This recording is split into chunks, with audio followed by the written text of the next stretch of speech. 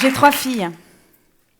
Celle du milieu n'a aucun scrupule à interpeller assez vigoureusement les hommes qui s'assoient les cuisses écartées dans le métro pour leur demander si leurs testicules sont en cristal.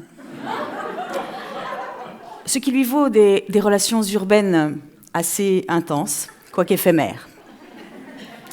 Pour les 2 autres, c'est différent. Lorsqu'elles se font siffler, accoster, draguer lourdement dans la rue, elles baissent les yeux, parfois sourient. Pour ne pas opposer au harceleur une indifférence trop hostile. Pour ne pas envenimer la situation. Pour que ça s'arrête, en somme. Parfois, cela fonctionne. D'autres fois pas. Mais ce qui subsiste à l'intérieur d'elles-mêmes, dans les 2 cas, c'est une sensation de malaise. Ce malaise lié au fait qu'elles ont été considérées pendant de longues minutes comme un objet sexuel. Et que cela n'a pas précisément augmenté la confiance qu'elles avaient en elles, étonnamment. Dans 20 ans, peut-être, qu'il n'y aura plus de harcèlement sexuel. Dans 20 ans, peut-être, il n'y aura plus aucun frotteur dans le métro. Dans 20 ans, peut-être que l'égalité salariale ne sera plus un rêve inaccessible. Pour cela, il va falloir élever très différemment les bébés garçons et filles qui naissent en ce moment. En arrêtant par exemple de leur expliquer que Dieu a créé la femme à partir d'une côte de l'homme. Et surtout, afin que ce dernier se sente moins seul. Ce qui vous donne, mesdames, une idée de l'étendue de votre mission sur Terre. Mais, en attendant, et dans les 20 ans qui viennent, que fait-on face aux violences sexistes qui subsistent? Comment outillons-nous nos filles pour qu'elles puissent, si elles le veulent, faire changer l'inconfort au quotidien de côté? Pour que la cour de l'école, la rue, les métiers haut de gamme et les postes au conseil d'administration soient à elles aussi. C'est la question que j'ai posée en cherchant des réponses dans les prémices et outils de l'école de Palo Alto, parce que c'est une école qui m'est précieuse pour apaiser les souffrances et surtout pour que les enfants s'emparent des solutions.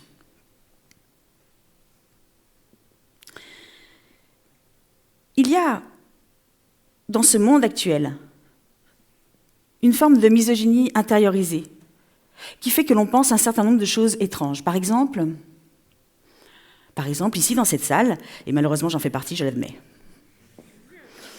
nous sommes nombreuses et nombreux à penser que les poils masculins, c'est bien, que les poils féminins, c'est tout pourri. Alors qu'au fond, ce sont les mêmes poils, il faut bien l'admettre. Nous pensons également que les filles sont des faiseuses d'histoire, hypocrites et commères. Avec cette conclusion tout à fait intéressante que dans les entreprises où il y a majorité de femmes, c'est l'horreur. Chez Chagrin Scolaire, jusqu'à il y a peu, nous n'étions que des femmes. C'est un métier extrêmement difficile. Dont une seule ménopausée. Je ne vous dirai pas laquelle. Et donc, normalement, ça devrait être juste un carnage au moment du cycle des autres, on est d'accord? Or, pour l'instant, aucune n'a généré de suicide chez les autres. Quelques scarifications à peine, mais rien de très grave. C'est le sexisme ordinaire qui nous fait dire que les femmes sont douces, comme moi, nulles en sciences, ça c'est pas faux, et ne savent pas conduire. C'est amusant parce qu'en 2016, 90% des permis qui ont été retirés appartenaient à des conducteurs masculins. En 2018, dans les 10% restants, il y a l'une d'entre nous. Je ne vous dirai pas laquelle. Tout le monde l'a reconnue. C'est la misogynie intériorisée qui nous fait penser à nous presque toutes dans cette salle que le compliment suivant est sans doute l'un des plus beaux qu'on puisse nous faire. Toi, mon amour, tu n'es vraiment pas comme les autres filles. Ne mentez pas. Vous trouvez que c'est un compliment. La question est, qu'est-ce qu'elles ont, les autres filles? Cette misogynie intériorisée, c'est un des obstacles sans doute les plus déprimants pour qui veut lutter contre le sexisme au quotidien. C'est en tout cas l'expérience qu'en a faite Léonie, 7 ans. Les garçons ils font un jeu trop débile dans la cour et ils nous courent après pour nous embrasser de force. Oui.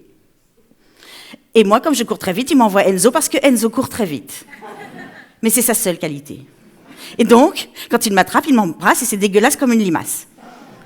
Je dis, ce jeu est assez moyen, en effet, Léonie, très bien. Et donc, qu'est-ce que tu fais alors? Elle me dit, qu'est-ce que tu veux que je fasse? Si on reste immobile, ils nous embrassent, et si on part en courant, ça les excite. Je dis, en effet, donc il y a peu de portes de sortie, visiblement. Et donc, je lui dis, écoute, après réflexion, je lui dis, Léonie, que se passerait-il alors si, par exemple, toi, tu prenais 2 carreaux au chocolat, et juste avant de sortir en récréation, tu les mets sur tes 2 dents de devant. Et puis, en sortant, à ce moment-là, tu ouvres les bras et la bouche comme ça, et tu dis « Embrasse-moi » à Enzo. Donc Léonie me regarde d'un air un peu interloqué, ce qui est un truc assez commun chez nos patients, hein, c'est qu'ils nous regardent souvent d'un air interloqué. Et puis elle finit par rire et me dit « La tête d'Enzo », ce qui est un vrai critère. Elle revient 15 jours plus tard, un peu moins heureuse, un peu moins ravie. La bonne nouvelle, c'est que Enzo ne l'a plus embrassée. Il n'aime pas les dents marron et gluantes, pour une raison qui m'échappe. Mais la mauvaise nouvelle, me raconte Léonie, c'est que aucune autre de ses camarades n'a mis de carreaux de chocolat sur ses dents de devant. Quand je leur ai demandé pourquoi, me dit Léonie, elles m'ont répondu qu'elles ne voulaient pas être moches devant les garçons. C'est quand même pas compliqué, me dit-elle. Je lui dis oui et non. Tout comme il est compliqué, lorsque l'on a 16 ans, de riposter ou de rétorquer aux garçons qui, depuis 3 fois, nous demandent si « mademoiselle, ça va ?» Non, ça va pas, car j'ai très envie de faire caca. Car ce n'est pas féminin.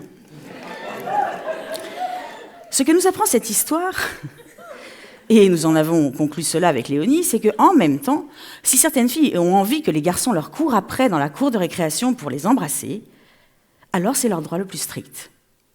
Et le leur reprocher serait profondément misogyne. C'est la première leçon de l'école de Palo Alto face au sexisme. Souvent, ce qui empêche le changement, c'est notre façon de voir le monde. Aidons les petites et jeunes filles à chausser les bonnes lunettes pour qu'elles puissent observer où se cache parfois insidieusement le sexisme, et ensuite, nous nous mettrons à côté d'elles, et non pas entre elles et le monde, pour savoir ce qu'elles veulent en faire. Et les grandes alors? Les jeunes filles? Celles qui se rétrécissent pour sortir dans la rue. Cheveux tirés, talons aplatis, comme pour conjurer les dangers d'un espace qui ne leur appartient plus. Celles qui, sur Internet, se font insulter parce qu'elles ne font pas, parce qu'elles ne sont pas ce que le monde ancien voudrait qu'elles soient, voudrait qu'elles fassent. Laurette a 17 ans lorsqu'elle franchit la porte de mon cabinet. Quelques mois auparavant, son petit copain a pris une photo d'elle, seins nus, sur la plage. Si j'avais su le mal qu'il me ferait avec cette photo, me dit-elle, et son menton tremble. Car en effet, quelques semaines plus tard, Laurette a rompu. Le malheureux est conduit, très meurtri par cette décision inadéquate, a beaucoup pleuré, supplié, menacé de se suicider. Puis, en désespoir de cause et parce qu'il était tellement malheureux, piraté la page Facebook de Laurette. Il y a posté la fameuse photo avec le numéro de téléphone de Laurette et l'adresse de son lycée. Quelques jours plus tard, Laurette reçoit des centaines de messages violents et salaces par SMS et via Facebook. Et la photo circule encore, et avec à chaque fois des messages obscènes sur sa soi-disant nymphomanie. Elle ne comprend pas, Laurette, que des gens s'acharnent comme ça sur elle, alors qu'ils ne la connaissent même pas et qu'en regardant la photo, ils ne peuvent que voir à quel point elle est jeune, endormie, profondément vulnérable. Elle se sent violée, Laurette, par des inconnus, et ses parents sont terrorisés à l'idée que cette meute cruelle, ou certains d'entre eux en tout cas, se retrouvent à la sortie de son lycée. Elle est en colère, Laurette, et ça m'arrange parce que nous allons en avoir besoin pour endiguer le flot de haine et de mépris dont elle est l'objet. Nous sommes convenus que ce qui excitait le plus ces prédateurs haineux, c'était précisément qu'elle n'était pas consentante. Elle l'avait été dans un cadre privé, avec son amoureux, mais elle ne l'était plus dans ce cadre public. Et c'est en surfant sur cette confusion que les affreux, cachés derrière leur pseudo et leur écran, s'amusaient à la traiter comme un objet sexuel. Elle a donc décidé de redevenir le sujet de cette histoire, en prenant le contre-pied et en reprenant les droits de diffusion sur son intimité. Sa maman a appelé un photographe professionnel qu'elle connaissait et il lui a été demandé de réaliser des clichés de Laurette légèrement dénudée. Puis, Laurette les a postés avec comme commentaire « Grâce à tous vos soutiens, un professionnel m'a repéré. Je ne vous remercierai jamais assez. Bisous, bisous. » Ce qui est étonnant, c'est que certains ont commenté de façon haineuse cette nouvelle photo, beaucoup moins. Mais ça ne lui a plus rien fait. Elle m'a dit que c'était ma photo, je l'avais choisie, j'étais belle dessus. Pour la première fois depuis des mois, je me suis sentie à nouveau libre. C'est ce que l'école de Palo Alto appelle un arrêt d'une escalade complémentaire entre une fille ou une jeune fille de plus en plus recroquevillée, de plus en plus en souffrance, et un harceleur ou une bande de harceleurs de plus en puissance, de plus en plus cruelle. Redonner aux jeunes filles la position haute qu'on leur a déniée est sans doute, dans notre métier, une des parties les plus magnifiques. Mais les garçons, me direz-vous, on ne leur parle pas à eux. C'est toujours aux filles de faire des choses. C'est toujours aux filles de faire en sorte que ça s'arrête. Imaginons que, dans une maison, il y ait un chat. Tout à coup, un bébé arrive. À 8 mois, le bébé tire les moustaches du chat. Le chat sait que c'est un bébé, donc il ne fait rien. À 2 ans, il se passe la même chose. Mais à 3 ans, lorsque le bébé recommence, le chat considère qu'il est assez grand pour comprendre et le griffe. Notre hypothèse, qui est étayée par les centaines d'entretiens que nous menons dans tous nos centres, c'est que cet enfant-là n'appréhendera plus jamais ce chat-là de la même façon. Mais notre hypothèse, beaucoup plus globale, c'est qu'il n'appréhendra plus jamais tous les chats de la même façon. C'est exactement pareil avec les personnes sexistes. Si nous faisons en sorte que grâce à leur sens de l'observation, leur créativité et leur courage, les petites et moins jeunes filles fassent en sorte que les actes de sexisme soient infiniment inconfortables à leurs auteurs, alors ils ne prendront pas le risque de les mettre en œuvre la fois d'après. Et n'iront donc plus voir sous les jupes des filles sans le consentement explicite de ces dernières. Merci beaucoup.